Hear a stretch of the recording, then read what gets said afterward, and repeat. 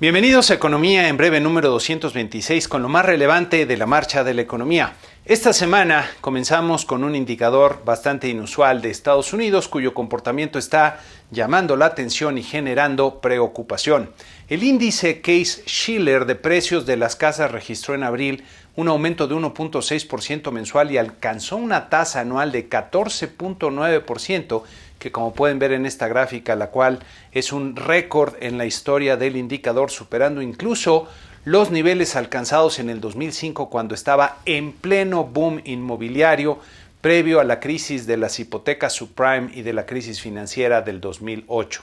El connotado economista Larry Summers, quien fuera por cierto secretario del Tesoro, dijo que los precios de las casas asustan y cuestionó que la Reserva Federal siga comprando todos los meses los bonos respaldados por hipotecas como parte de su programa de inyección de liquidez. Recordemos que la inflación es uno de los principales factores de preocupación actuales, ya que si sigue subiendo, esto podría propiciar una corrección de la política monetaria de la Reserva Federal mucho antes de lo previsto, lo que a su vez podría generar turbulencia en los mercados al poner en entredicho los precios alcanzados por la mayoría de los activos financieros. Por lo pronto, los mantras de la Reserva Federal y Jerome Powell, su presidente, han logrado mantener la tranquilidad y el optimismo en los mercados financieros, que cada vez se ven más frágiles y susceptibles de ajustarse si los malos datos de inflación continúan. Me parece muy buen momento, por cierto, para que los inversionistas con perfiles más conservadores tomen utilidades y adopten posiciones más defensivas. Por otro lado, el reporte de empleo del mes de junio presentó resultados mejores a lo esperado, con las nóminas no agrícolas aumentando en 850,000 empleos, ahora sí, muy por arriba de los 700,000 puestos de trabajo previstos por el promedio del mercado. Este buen resultado refleja una economía que está agarrando tracción al entrar el verano. Hay que notar que la mayor creación de empleos se dio en los servicios, con 642,000 nuevos empleos en el sector privado, destacando 343,000 en entretenimiento y hospitalidad, mientras que en el gobierno se agregaron 188,000 nuevos empleos. Pasando a México, hay que comenzar por el lamentable accidente ocurrido en el mar de Campeche cuando un ducto submarino de Pemex se incendió, generando imágenes impresionantes que han captado la atención del mundo. Este incidente se suma a muchos otros ocurridos en Pemex que se asocian a la falta de mantenimiento derivada de la austeridad pregonada por este gobierno como una virtud.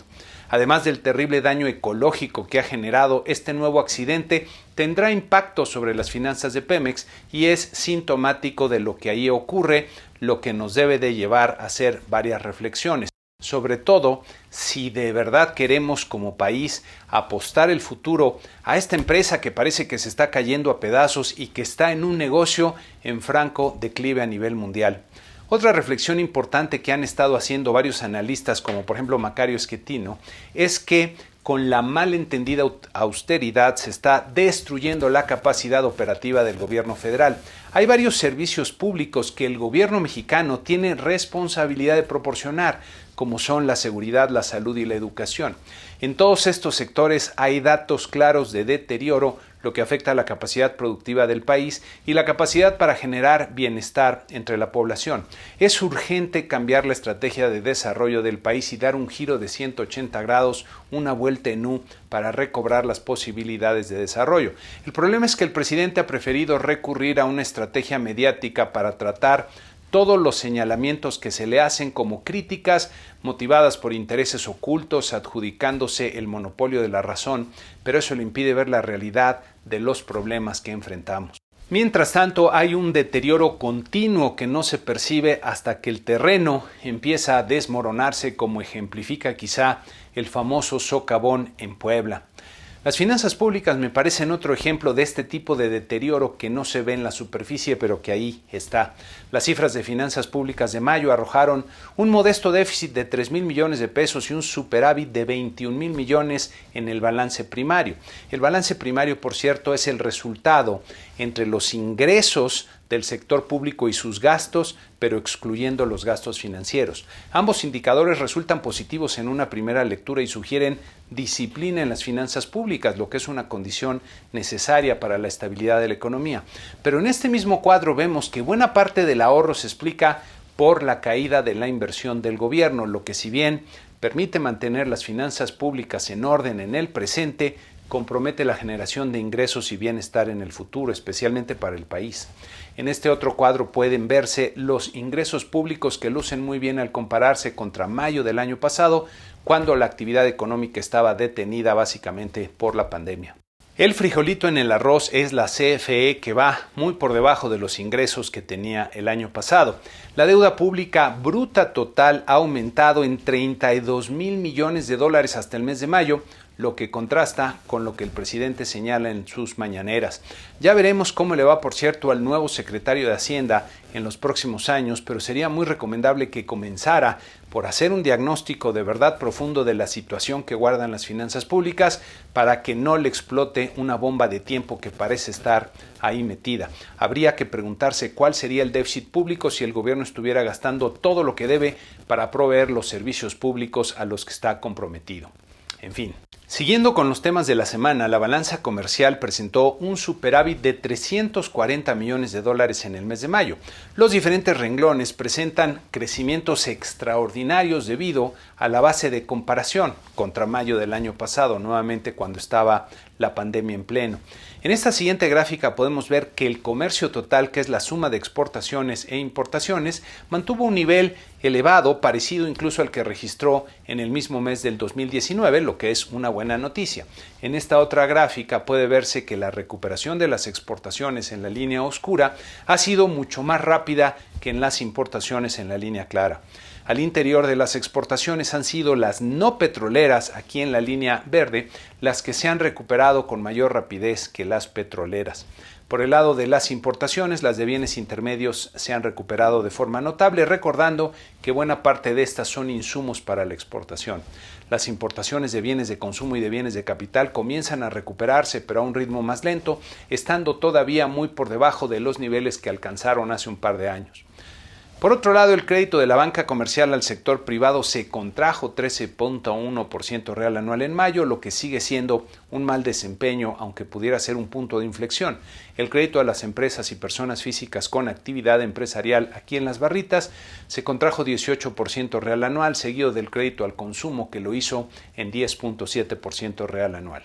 El crédito a la vivienda creció 3.2% real anual, siendo el componente que se mantiene todavía en terreno positivo. Al interior del crédito al consumo, los créditos personales en la línea roja siguen siendo los más afectados al caer 23% real anual, seguidos del crédito automotriz en la línea azul, que se contrajo 15% real anual.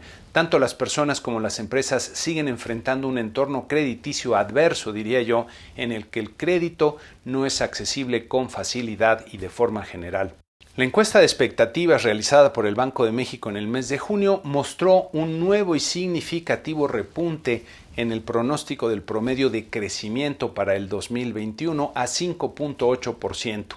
También hubo un repunte muy importante en el pronóstico promedio de la inflación para el presente año, así como un aumento en las expectativas para la tasa de interés de referencia de la política monetaria, siguiendo la sorpresiva decisión de Banco de México en semanas anteriores.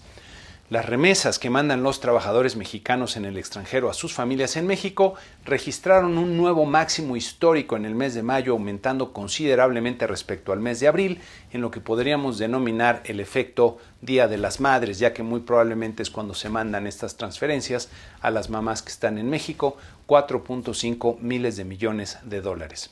Afortunadamente para muchas familias en México, los trabajadores mexicanos, principalmente en Estados Unidos, han logrado obtener ingresos, posiblemente capturando parte de los notables estímulos del gobierno de ese país y mantener un flujo creciente de remesas hacia México, lo que ayuda a mitigar la difícil situación económica que viven muchos hogares. Para la semana que inicia tendremos mucha información importante destacando las minutas de la última decisión de política monetaria, tanto de la Reserva Federal como del Banco de México. Especialmente relevante será revisar los argumentos que llevaron a nuestro Banco Central a subir su tasa de interés de forma que no era anticipada por los analistas aquí en el mercado.